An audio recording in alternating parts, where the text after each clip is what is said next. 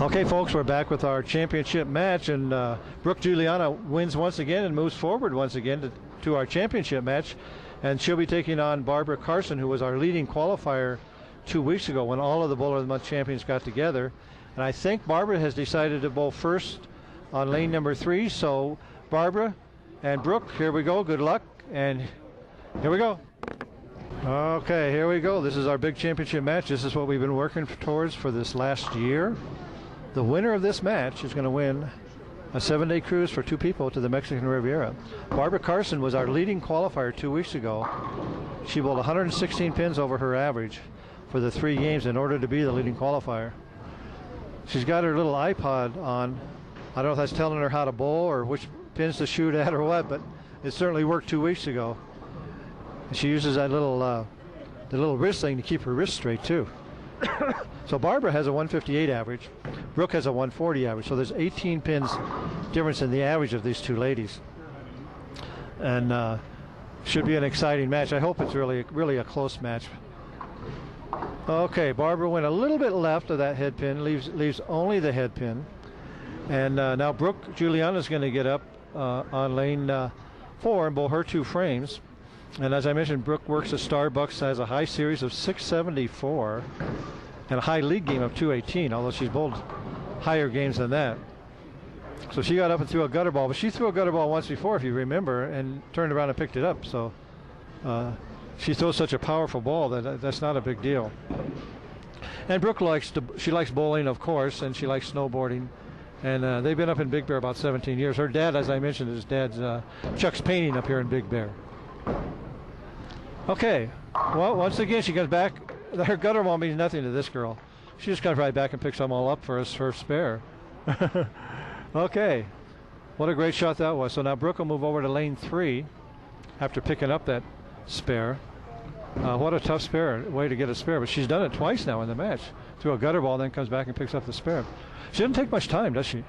Just gets up there and she knows what she's going to do, and she carries that Brooklyn really well, because that almost looked high on the head pin, and she just carries it really excellent. So Barbara's going to get up on lane 4 now to bowl her second and third frames.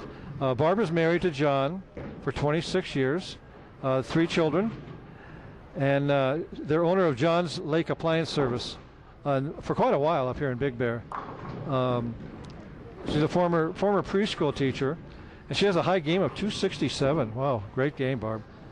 She likes bowling, sewing, reading, working, and she's been up here in Big Bear for about 24 years now.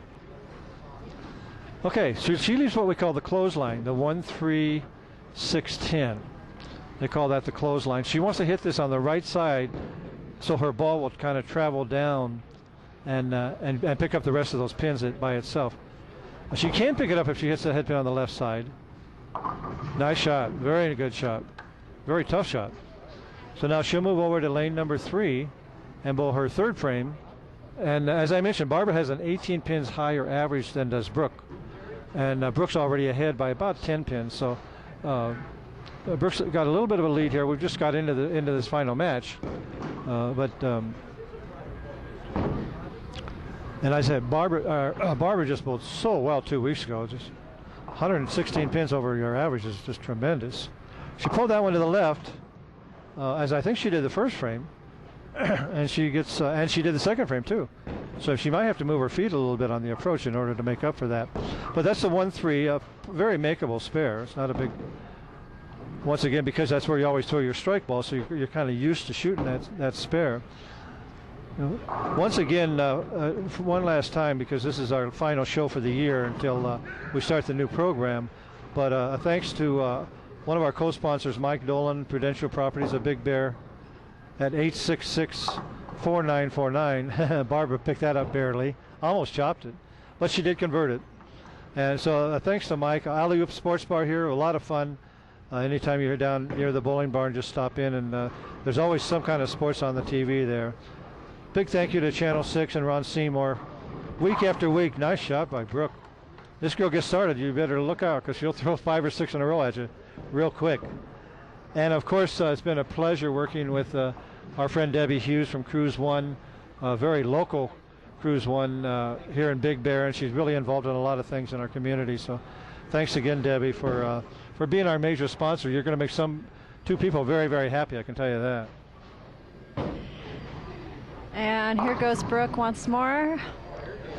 You know, she's got to be getting just a little tired, don't you think? I mean, I know she's young, and I guess that may be my problem why I'm feeling tired now. But bowling 4 games, you know, in a row is a lot, and especially with the pressure and being on TV. I mean, I just can't even imagine. My heart starts pounding when I pull into the parking lot just thinking about it, and I'm not bowling. Oh, she almost had that. She got one of the two. You know, a lot of people wonder why they would need to use a travel agent, why they can't just book online now with the internet, and it's so easy to book online, really. But, you know, I had somebody call the other day and say, you know, we want to go on a cruise in June or July, and they could have looked online and probably found something. But with the way our system works, I pulled up everything for the summer. Nice shot for Barbara. And I was able to find them a sailing on Royal Caribbean on the Mariner this season, another new ship over here, which is really pretty. It's a beautiful ship. It's really classy.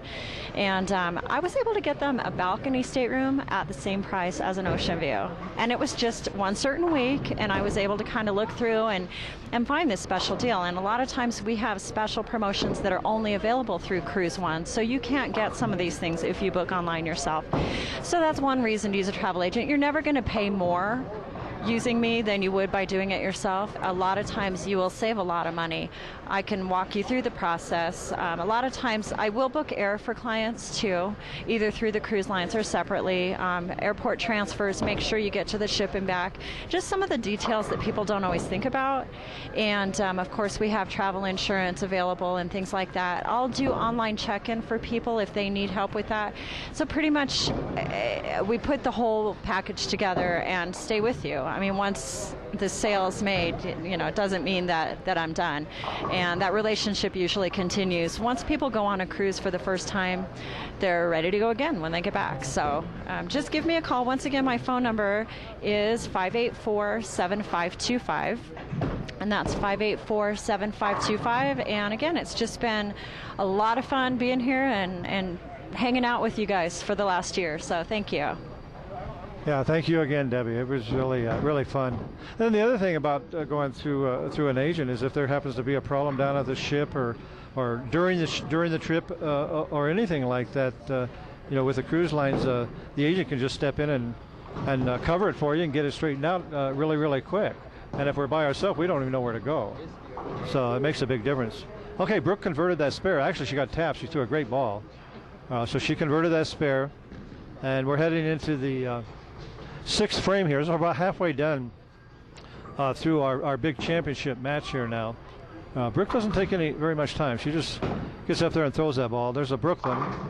Yeah, she used a lot of Brooklyn strikes. She throws that power ball. And with Brooke, by getting a strike, it saves her having an open, so she doesn't have to shoot the spare even. So that makes a big deal. So Brooke is a little bit ahead right now. She's ahead in the match scratch, and plus she has another 18 pins difference in the averages. So she's 20-some pins ahead right now.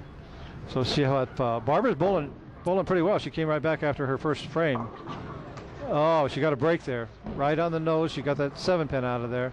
So she leaves only the 6-pin. And Barbara's a pretty accurate bowler. She keeps the ball right around her spares, and she converts her spares very, very well. So she'll move over to the left here now. And Barbara bowls in that same Business and Merchants League also. So that's one of our popular leagues down here is the Business and Merchants. They bowl on Tuesday evenings. I think they bowl about 6:30. And a lot of nice people. Like I said, a great networking league if you're in business. Okay, Barbara converted that perfectly. She hit the pin right smack on the head. Now she'll move over to shoot her 7th frame on lane 3. And we got 7, 8, 9, and 10 to go, and Barbara's down maybe about 20-some pins right now, which is really only one frame swing if somebody marks and somebody opens. But Barbara's pretty consistent, and as I said, she bowled a 267 game in her league one time, so she's certainly capable of throwing some strikes too. That's going to go a little bit Brooklyn, and she got the 10-pin down. She's had 2 frames in a row now where she almost had a split. But she didn't, and it's just those little breaks here and there that make a big difference. So she leaves the 5-pin, right smack in the middle of the lane. As I say, that's called the king pin. So she just wants to throw her strike ball at this particular spare to convert it. And as I said, she used that wrist guard there. That keeps your wrist straight keeps your wrist from breaking, and it's more consistent. And bowling is just consistency, just being consistent frame after frame after frame, and then you can, as long as you're consistent, you can make the adjustments. And if you're doing something wrong, you can make that adjustment. So Barbara picked up that spare, and she's had all marks ever since her very first frame where she opened. Okay, Brooke leaves the 2-4-5. She was working on that strike, remember? So she leaves the 2-4-5. Pretty makeable spare, except for you can chop that 2 straight back again, as I mentioned before. So we'll see if Brooke can hang on to her little bit of a lead here. She's about 20 pins ahead, as I said. And this is her 7th frame. And then we just have 8, 9, and 10, and we're going to know who is going to be going on a cruise for 2 people in September. Okay, Brooke had us an open there. So she has now 122 in the 7th.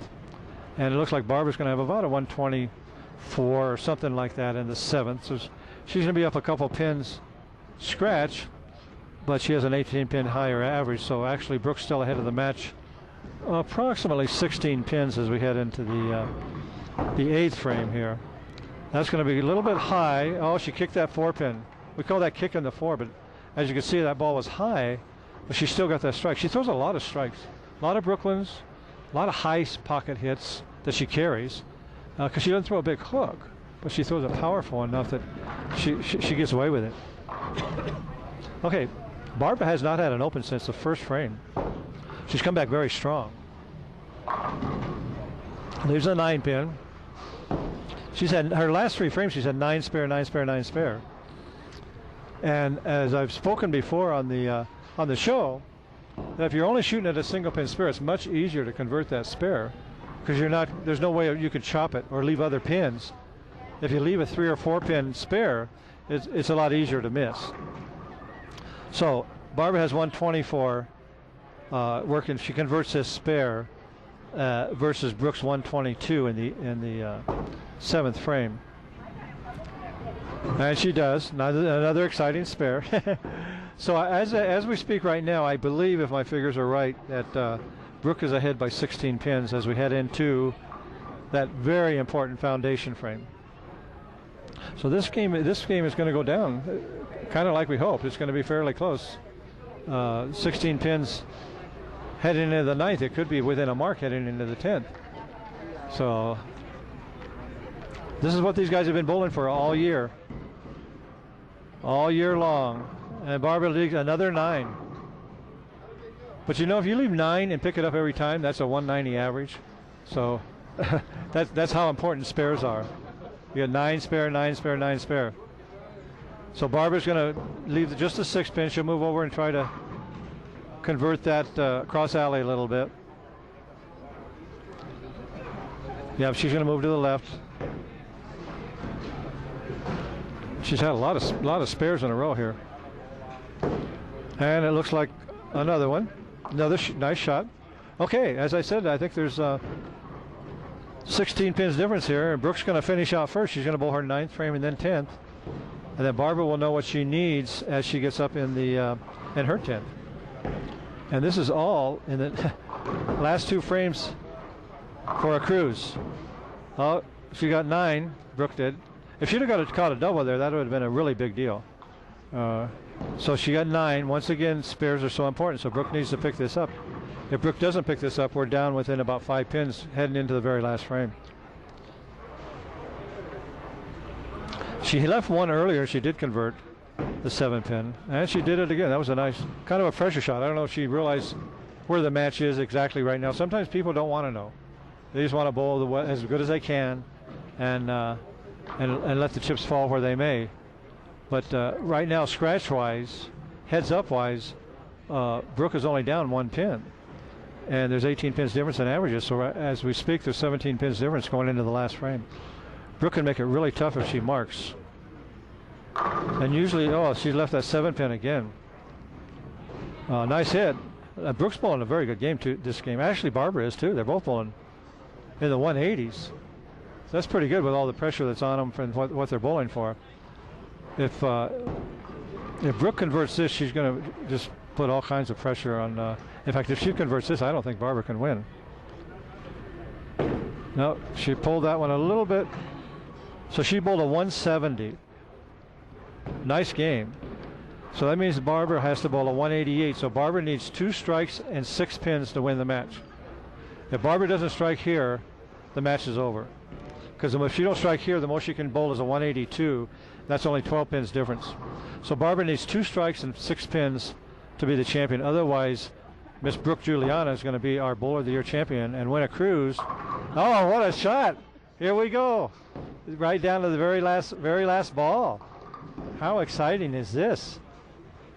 I don't know, Barbara. I think she knows what she needs. She was looking at that scoreboard. Okay, here we go. Barbara needs a strike and 6 pins. If she gets a strike, she'll get the 6 pins, I'm sure, because she's a pretty accomplished bowler. What an exciting finish for a cruise for 7 days to the Mexican Riviera. And what a shot! Oh my God! She threw that ball perfect. I think she knows what she needed to. She's going to bowl a 183 game, 13 pins, so there's going to be a difference of 5 pins between the two bowlers here. Unbelievable. What a great shot, Barbara. Barbara came right back in that 10th frame and threw a strike and then threw it right in the pocket, leaving a solid 10. What a finish. Unbelievable. This is what they bowled for all year long. This is really, really deserving of both bowlers. Okay, we'll be right back with our runner-up and our champion in just a second. Okay, we're back with our runner-up, Barbara Carson. Congratulations, that was an exciting match you put on. You bowled well, too. You bowled a good game. Yeah. But you needed that second strike in the 10th and then just 6 pins. So, well, we have something for you. Everybody gets something, and thanks for trying and being one of our champions. And we're going to have a new format next time, and hopefully we see you again. Okay. Okay, thank you. See you there. Okay, we'll be back with our champion, Brooke Juliana, in just a second. Okay, we're back with our champion. We've been working for this all year long.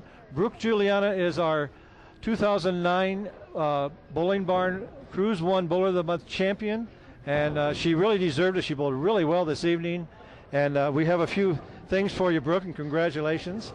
Bill has a beautiful trophy that I'll engrave for you, and we'll get that to you. Congratulations for that. Everybody received something, so I think Debbie has your cruise. I do have something for For you.